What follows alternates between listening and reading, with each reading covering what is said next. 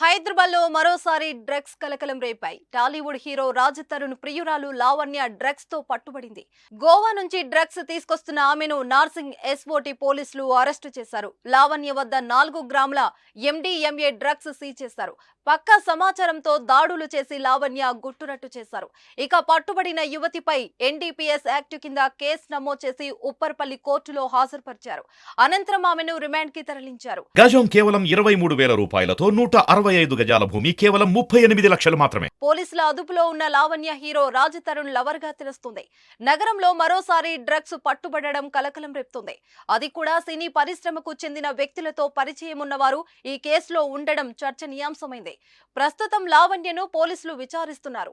ఈ కేసులో ఇంకెవరెవరు ఉన్నారన్న దానిపై ఆరా తీస్తున్నారు. ఆమె డ్రగ్స్ ఎక్కడి నుంచి తీసుకొస్తున్నారు, ఎవరి కోసం తీసుకొస్తున్నారనే దానిపై కూపి లాగుతున్నారు. ఇక ఈ కేసులో టాలీవుడ్ ప్రముఖులు ఎవరైనా ఉన్నారనే కోణంలో కూడా పోలీసులు దర్యాప్తు కొనసాగుతుంది. ఇప్పటికే పలు సందర్భాల్లో టాలీవుడ్ లో ప్రముఖ హీరోలు, డైరెక్టర్లు, హీరోయిన్లు మాదక ద్రవ్యాలు ఆరోపణలు ఎదుర్కొన్నారు. మరోసారి టాలీవుడ్ హీరో రాజ్ తరుణ్ ప్రియురాలు ఈ డ్రగ్స్ తో పట్టుబడడంతో ఒక్కసారిగా ఇండస్ట్రీ ఉలిక్కిపడింది. ఇందులో రాజ్ తరుణ్ పాత్ర ఉందా లేదా అనే విషయాలపై పోలీసులు ఫోకస్ చేశారు. రేవంత్ రెడ్డి సీఎం అయ్యాక డ్రగ్స్ పై ప్రత్యేక దృష్టి సారించారు. ఇక రాష్ట్రంలో డ్రగ్స్ అనే మాట వినపడొద్దని చెప్పారు. డ్రగ్స్ సరఫరా, మాదక ద్రవ్యాలను సరఫరా చేయడంపై ఉక్కుపాదం మోపాలని అధికారులను ఆదేశించారు. అదే విధంగా దీనిలో పోలీసులకు పూర్తి స్థాయిలో స్వేచ్ఛను కూడా ఇచ్చారు. ఈ నేపథ్యంలోనే నగరంలో డ్రగ్స్ తెరపైకి రావడం కలకలం రేపుతోంది.